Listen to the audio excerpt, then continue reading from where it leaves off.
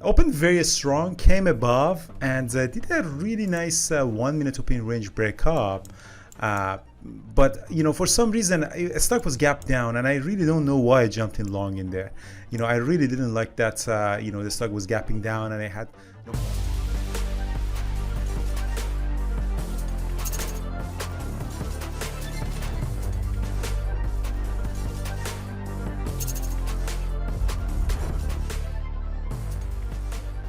All right, guys. Good morning, everybody. I'm going to do a quick recap. Sorry, it's a little bit late recap for me.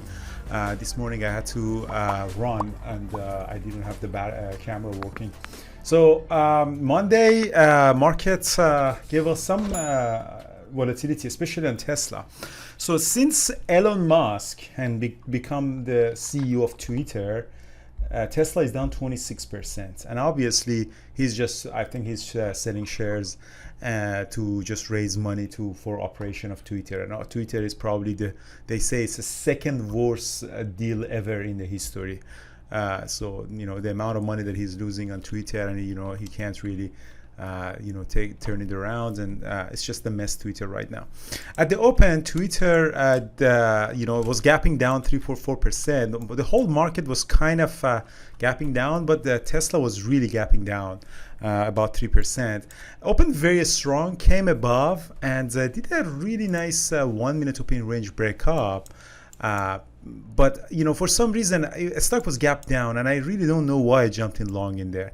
I really didn't like that. The stock was gapping down, and I had market was also gapping down. But I don't know. I just jumped in long right at the worst place possible, but I quickly got out of it. So that was the first loss that I had, and then after that I flipped my position short heavy because just the volume came in with big drop. The stock was gapping down, so essentially that was a really a setup loss, and we right from 176 to 173. On this pullback I added more on that as well, and then it dropped again. I covered, and after that it just bounced back and did a really amazing V reversal, which was, I did not expect that kind of V reversal for the stock that is so weak. So what happened after that? So that was a really profitable short on that. After that I tried, I did a ABCD pattern below the VWAP. This is, I don't have a trade book here. Peter has this lightning bolt trade book, but I thought that, okay, if we are making a higher high and higher low on a 5-minute chart, maybe that's a good chance that we go back to the high of the day. So because the trend on 5-minute has really become bullish, changed from that big drop. So I went there, I did a couple of over trading here. Eventually I got a small breakout on it. Really didn't go to the high of the day, up to 176, and I got stopped out at the break even. And then the drop was significant. I went short, and I said, okay, this time it's going to go really down, but I quickly covered because I was done with my day. So essentially one trade was here, that was a loss. This trade was a short trade that was really nice, and then a couple of try to go long on it, and then one quick out on the short trade here. So this was a loss. This was a really nice win. This was a meh win, and this one was just a break even. And I'm sorry that I got out of it, because after that, it just really dropped significantly. If you look at the 5-minute chart, it's just dropped. And I think Tesla, the next level on it is at 167. I think if you look at it on a daily chart, is just back into weekly chart is back into the high of 2020, just before the pandemic. This 167 is a very important level, and it's just going in that way. Obviously Tesla is under pressure because Elon Musk focus has been on Twitter. He's probably selling a lot of shares to raise cash for it, and it's just there's a lot of competition issues with that as well. So Brian is not in, so I have the pleasure of doing the recap with Thor. Thor book is published, guys. Subtle Art of Day Trading in Amazon. Just search his name, Thor Young, or search my name, Andrew Aziz. It's linked into my Amazon profile page as well, so you can actually see that. So Thor, how was your trading? Congratulations on the book again. Oh, thank you so much, and I appreciate the support on the book and all of that stuff. Yeah, it's been really great going out. So trading day was really good. Ended up coming out well. It took me a minute to get my act together. I kind of had some similar thoughts to you at the beginning of Tesla, which is I think I sent that one in for you. But on my Tesla trade that I did today, I started off in the pre-market actually looking a little bit long on it. I thought, we're above S4. We were looking to open above S4, and my normal play there is a long. So I went long, but at the open, it just didn't really seem like it was working. So I cut it for a small winner, and then I waited till later and tried to long again off of S4. But this is actually, for those of you who have read the book, you'll actually recognize that I'm making a really big mistake here. I'm actually shorting or longing into a level I would normally short off of, which ended up being a mistake. And I took two 1R losses back to back there, attempting to basically go long in the wrong position. So, system doesn't work if I don't trade it right. So this should have been a short move, and it had a really nice drop down. The system does allow for a long once we're past S6.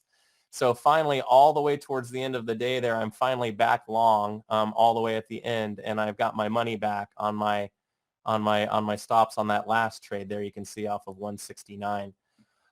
So my one thing I really want to point out on this trade for all of our newer traders out there, none of us are always right on all of our trades. Risk management is everything. Okay, so what you can see here is I have a little bit of a winner, and then I have exactly two 1R losses, and then about a half an hour winner, right? And then a 3R winner, right, at the end. So I'm up about 2R, 2.5R for the day, even though I have only won one trade out of all the rest of my trades, right? And this is why risk management is of paramount when you're doing this. I also opened up with a really great trade on BABA. I shorted at R4. I got a nice bounce on NVIDIA and the Qs. So, which ended up being really good. Ended up having a really solid day overall. But I thought that Tesla example was the one I wanted to share, mostly because I lost that trade.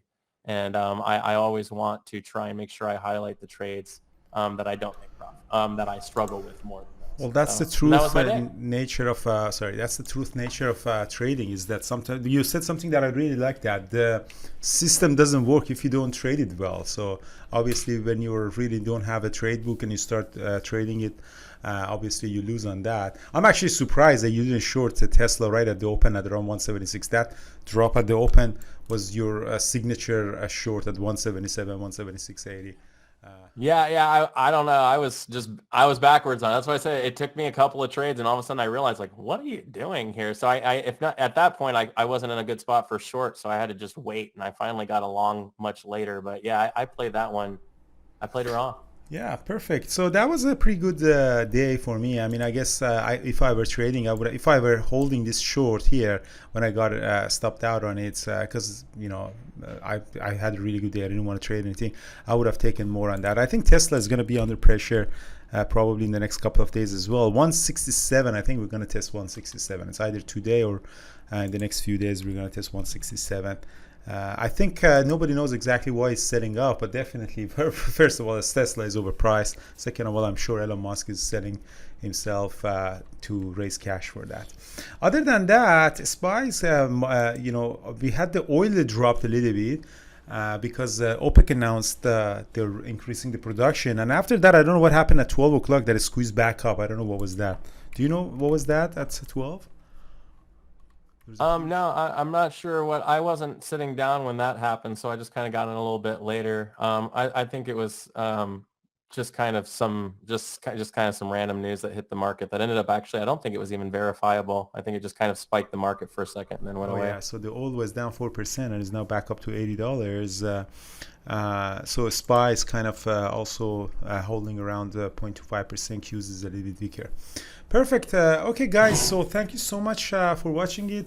Today is onboarding session for those of you who are coming into the chat room and the community. If you're new and you don't know what's going on and it's a bit overwhelming, just definitely come to the onboarding session. Take the trial. You'll see, you get the lingo and what we're doing in very, very, very fast. And maybe probably in 1 week you just you get exactly what is happening.